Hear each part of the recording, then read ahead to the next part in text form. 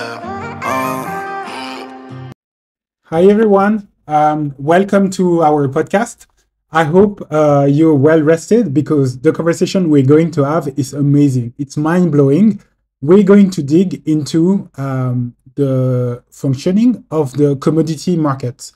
This is a very complex topic, but somehow Noah, our guest today, a mathematician, makes it super easy to understand and especially understand the challenge and why the markets don't work and don't reward the right persons. So stay tuned for that very, very insightful episode and let us know in comment what format would you like to have for follow-up conversation. This is a central topic to what we do. We are a marketplace connecting producers to buyers. So producers to buyers. And the way we match them is fundamental. And especially knowing that we want to be as fair as possible, not continuing things the way things have been for centuries, but innovate and provide all the participants with the best possible price. So Noah Healy has done a lot of work for us in the sense that its algorithm is very much in line with our values. So yeah, pay close attention to this super interesting conversation that will blow your mind. And you can also get a glimpse of our future, the direction we're going to go. As Noah says in the beginning of the interview, in a not so distant future. So enjoy this episode. So I'm Noah Healy. I'm an algorithm developer and a recreational mathematician, and I've been working on this project for the better part of a decade now to upgrade how financial markets function from a computational and game theoretic point of view, which are some sort of official words for making things simpler and realigning incentives to make the system less contentious and more cooperative. So to open up with how commodity markets work right now, there are sort of several levels of explanation. And so at the sort of broadest level, the way the commodity markets work is that they're just two lines of people, one that wants to buy and one that wants to sell. And so they come in common. If the people at the front of each line actually want to make a deal, then that deal is made and it's printed. Now, the trick is that your position in the line is affected by when you show up, but it's also affected by what price you're offering or asking. So you can sort of skip to the head of your line by moving your price in a direction more like the other side wants. And so at the very basic level, you can think about that. At this level, we can immediately see some issues. What happens to people that are at the back of the line? Who are they? Are they the one with the lowest price or the one with the who come last? So the people at the back of the line are either people who showed up last, or they're the ones with the worst price from the other point of view. So the buyer who's trying to get it for the cheapest, or the seller that's trying to sell it for the most expensive. And because the other side of the line doesn't necessarily need the amount of stuff that's on offer, if you're at the back of the line, you might be in a position to not be able to trade at all. If there isn't a counterparty, there isn't a counterparty. So there's pressure on both of these lines to try to get a deal, to move themselves up, even if they wanted to, even if taking deals that aren't quite as good. So at the next level, it's important to understand that the two lines don't just consist of producers and consumers. There's a lot of traders and market makers who are just trying to buy and sell at good prices. And because the producers and consumers are under stress, they mostly trade with these market makers. And so there's sort of a middle. There's a price that the producers sell at, and then there's a spread that the traders are trading across, and then there's a price that the consumers are buying at. And that difference between those two edge prices, those are the transaction costs. But there's now actually even a third level, because computers have gotten into the mix. And so what computers have enabled is that those traders can now operate in both much more sophisticated ways and also much faster ways. And so effectively, as a human player in the marketplace, your actions can be examined sort of before they even show up. And the marketplace can be curated and manipulated in a way that will get the worst deal you can actually tolerate out of you. And so that's where we've seen markets over the last several decades become less stable and in many cases much more expensive to actually use, because the sort of central players have become much more sophisticated relative to their client base.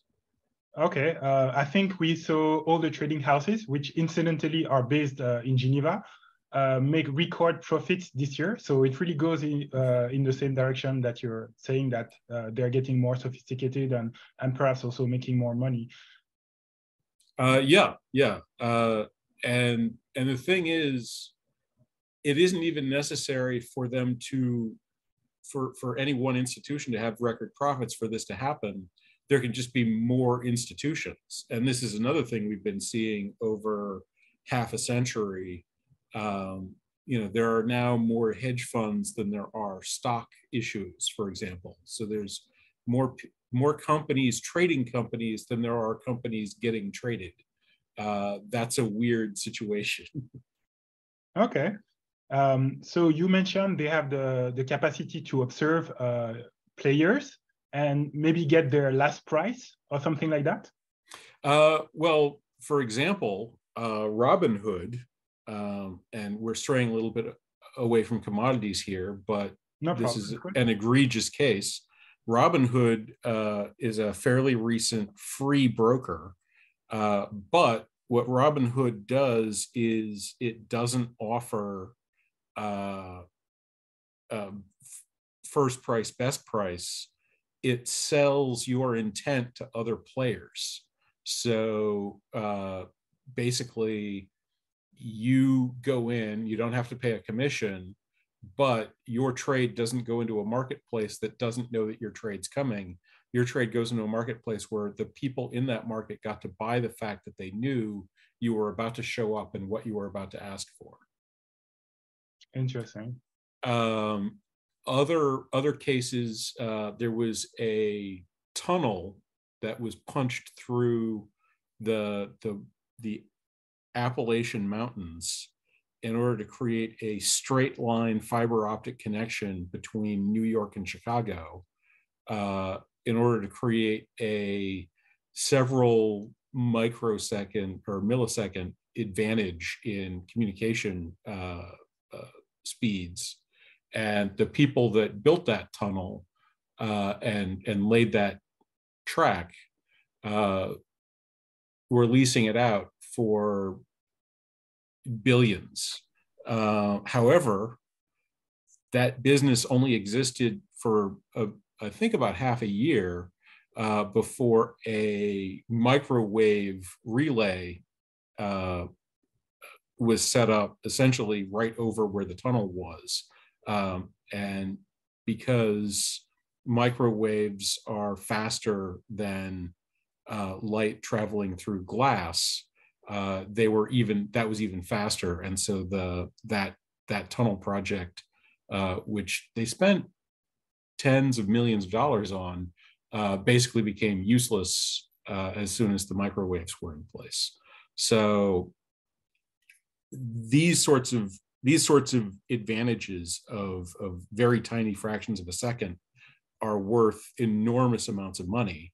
But obviously, for some, factory owner or farmer or miner, finding a spare $20 or $30 million in order to upgrade your own personal communication infrastructure is entirely outside of anything they could conceivably do. For sure. So your idea is to gather information from all those players in a fair way and use it to come up with a market clearing price, if I understand correctly. That is correct.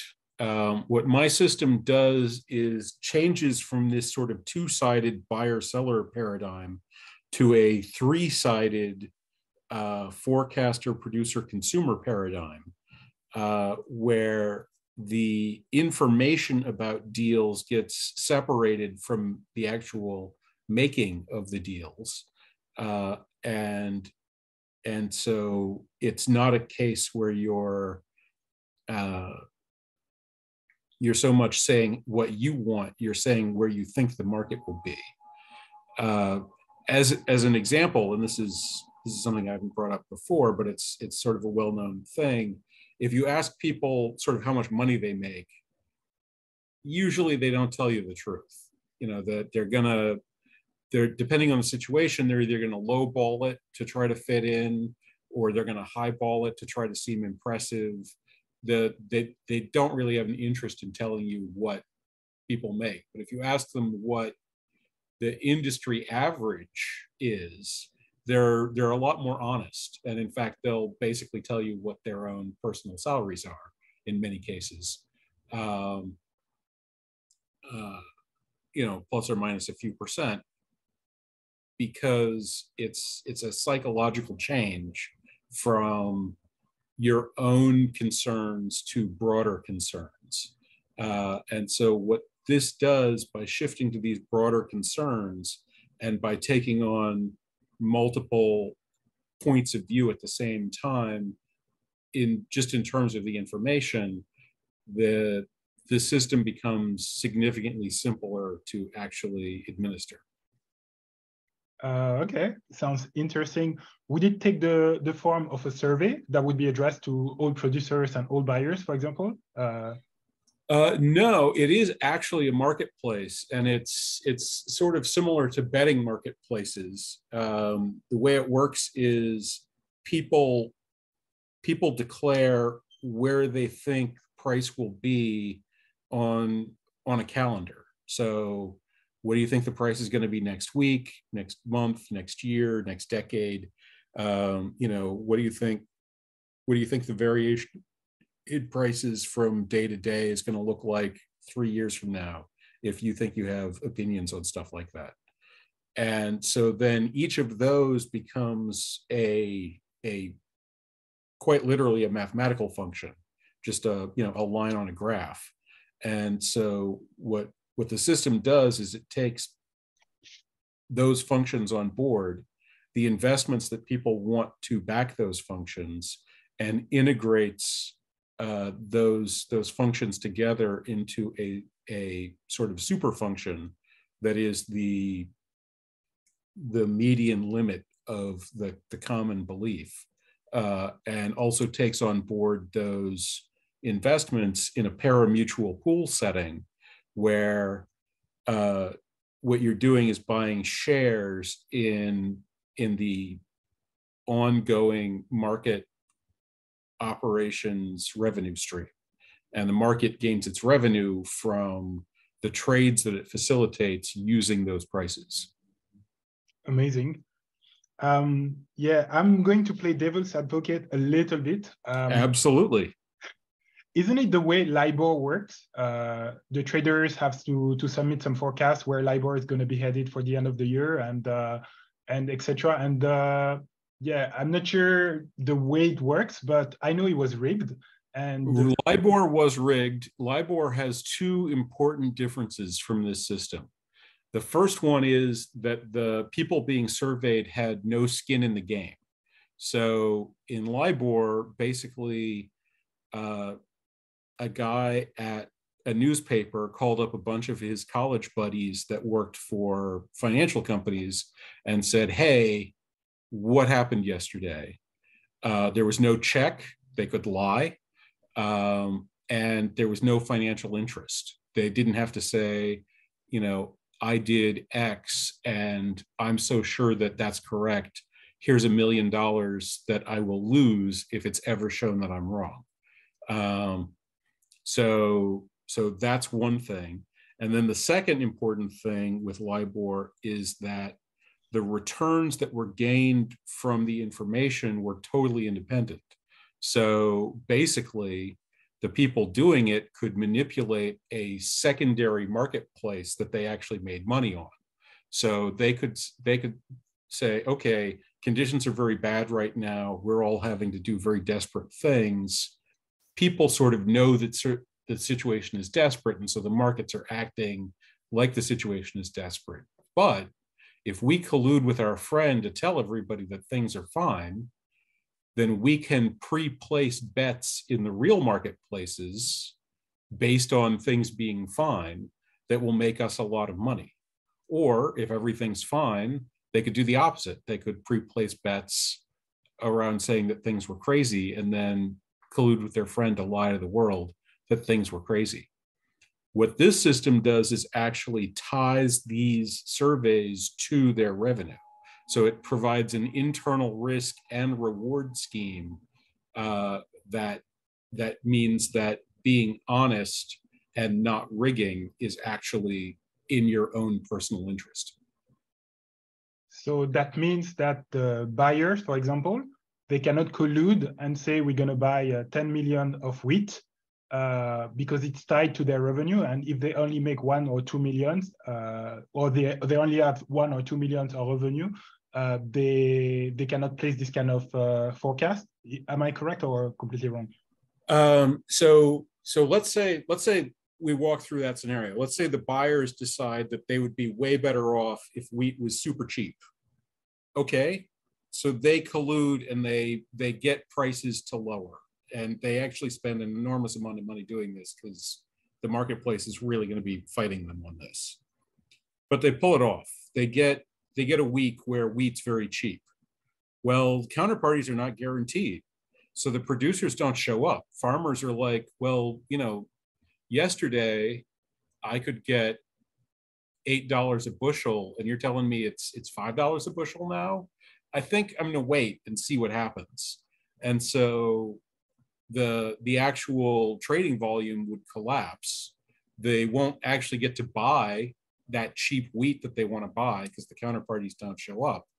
And with the market collapse that they just induced, not only have they now exposed themselves to legal risks because manipulating markets is illegal in virtually every country in the world, but it's now much cheaper. The market adjusts itself and says, oh, I'm not a big wheat market. I'm a tiny wheat market. I'm very cheap to speculate in. And so the enormous amount of money that they had to put in now is available to pay off people who will come in and fix them for very small amounts of money. And so sort of money floods in on the other side and fixes the problem that made. They might disrupt things for a day or two, but as a result of disrupting things, they've lost enormous amounts of money. They haven't actually gained anything because people won't trade with them at this disrupted price. And they're now faced with extreme legal risks, which are going to be very, very hard to defend themselves against because the evidence for what happened is entirely public knowledge. Interesting. It sounds, quite a lot of thinking of you behind this marketplace. So yeah, sounds very good. And also you're super clear. I listened to your other interviews and I was, a little bit scared that it was going to be too technical, but for me, it's super clear. And I hope it is the same for our listeners. So thank you so much for that. Yes, I hope so. That's what I'm working towards in these interviews, is creating clearer and clearer messaging, because while it's easier for me to understand in the technical sphere, the the benefits are general and are quite direct in their nature.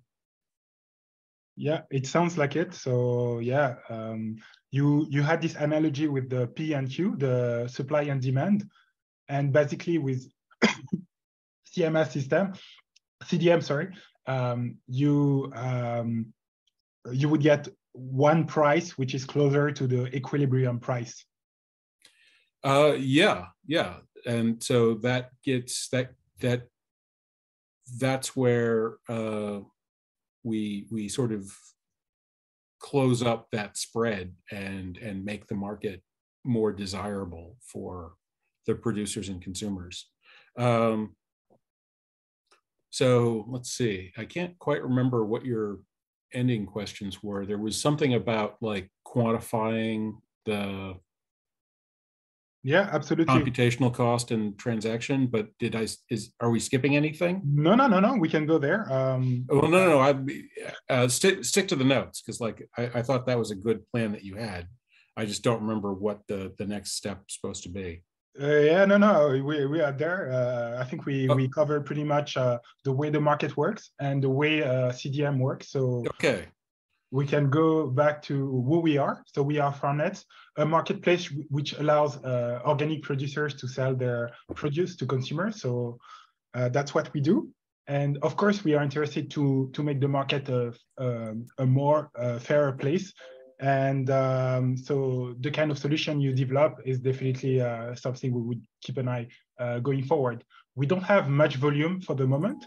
And one question for you was, what sort of volume makes it worth it to integrate CDM? So the two things going for volume, the first thing is that there need to be sort of enough buyers and sellers that they can fill in the gaps of one another, that the batches of groups average out well. And so that number is approximately 50, roughly evenly divided. Okay. You wouldn't really want fewer than 20 users on one side or the other to get going, and you'd want really minimum 50, or technically minimum 49 all in.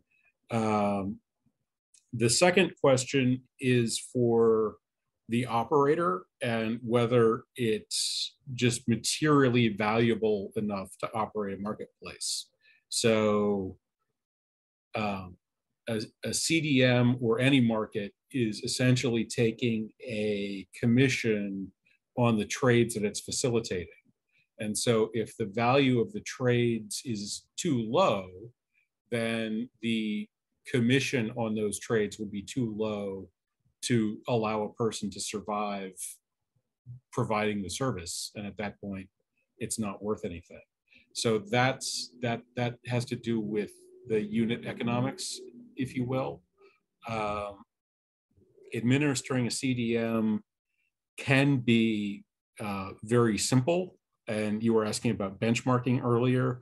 I have actually written code out that does the computations required for a CDM. And the computer that I'm talking to you on, which is not a terrifically impressive machine, I think it's something like 5 or 6 years old at this point, could handle doing the computations for CDMs that handle every single major commodity market on Earth. It's the computational efficiency gains are extraordinary from that point of view. But the operator still needs to meet whatever regulatory requirements are for the domain that they're operating in, and they need to eat. So if you're organizing a market that's doing $10,000 a year and can maybe tolerate, a 0.1% spread of like $10 a year, Well, $10 a year isn't very much money, and that might not meet an operator's needs. Even if it could tolerate a 1% and you could make $100 a year, that's not a full-time job. So the markets have to be large enough that a commission rate in the sort of somewhere between 10% and probably 1% of 1% range is functionally tolerable for the market operator, and that's a big range. But there are definitely markets that are too small for that top end to fit, and where you have to be in that range depends on what you're competing against. Existing markets have much larger middles than are generally supposed, but you still have to underbid your competition. And so if there is an efficient market operating in the domain that you're operating in, something like you're going up against Chicago's wheat pit, which probably has a spread in the 5% range. Wow. You would have to underbid 5% with perhaps local wheat producers. Well, if your local wheat producers aren't producing all that much wheat, a 2 or 3% spread might be attractive compared to Chicago, but it might not be enough money for you. So those sorts of things essentially address actual business reality for the operator. But kind of depending on what your local economics looks like, the number could become quite low, in fact. I don't know really like what things are like from where you're standing, but I've talked to several different people in India where they have these middlemen chains of 20 or more people, set up with market spreads that are consequently pretty enormous, on the order of 100% markups and stuff like that. Wow. And so in those contexts, a 10% take,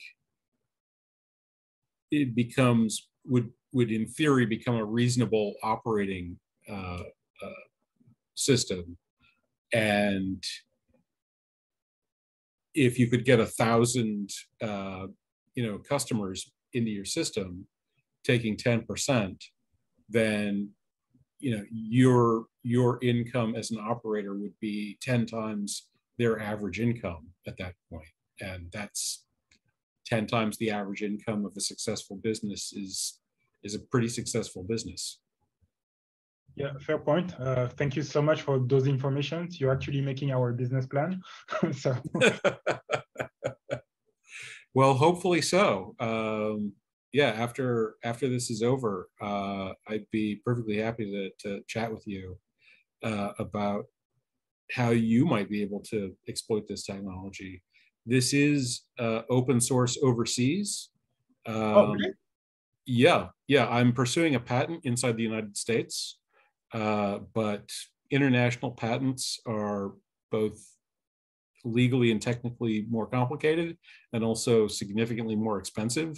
And I'm having plenty enough trouble just fighting with the US Patent Office. So the white paper exists. There's some code on GitHub.